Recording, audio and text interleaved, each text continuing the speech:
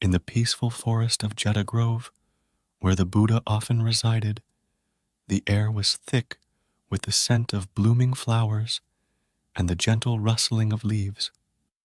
The grove was a sanctuary for those seeking wisdom and tranquility, a place where the natural world and spiritual teachings intertwined seamlessly. On one such day, the Buddha decided to take a walk with his group of devoted disciples. As they journeyed through the forest, the sun filtered through the trees, casting dappled light on the path. The birds sang in the trees, their melodies creating a serene backdrop for contemplation. But despite the beauty surrounding them, the Buddha sensed a restlessness among his followers. As they walked, the Buddha could see the signs of distraction in his disciples: furrowed brows, absent gazes, and anxious fidgeting. Some seemed lost in thoughts of past regrets, while others appeared consumed by concerns about the future. Their minds were far from the present moment, carried away by the waves of their own thoughts. The Buddha, with his deep compassion and insight, knew that this was a moment to impart a valuable lesson. He stopped walking and gestured for his disciples to gather around him. In the distance, a large tranquil lake shimmered under the sunlight, its surface as smooth as glass. The Buddha pointed towards the lake and asked his disciples, "What do you see when you look at the surface of this lake?" The disciples turned their attention to the lake.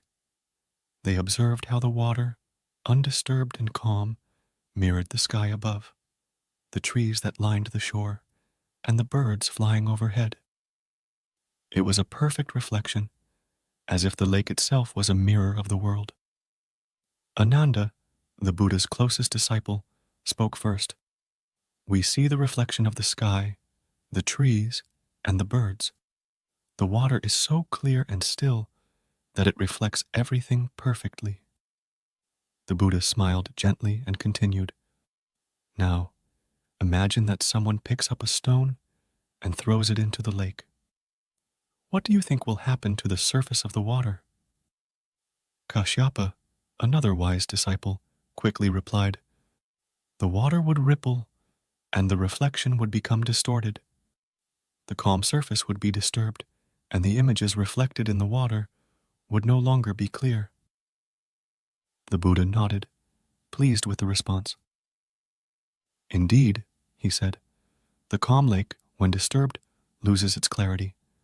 The reflections become unclear, and the water no longer mirrors the world as it once did.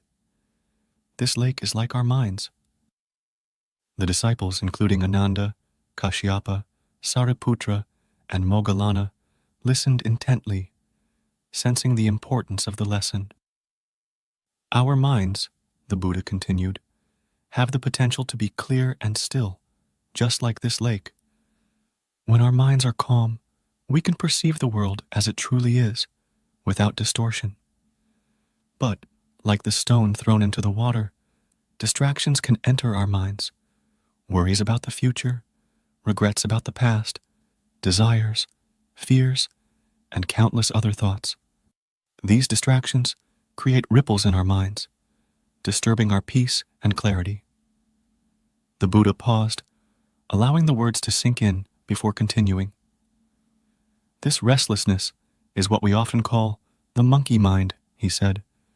"Just like a monkey leaps from one branch to another, our minds jump from one thought to the next, never staying still for long.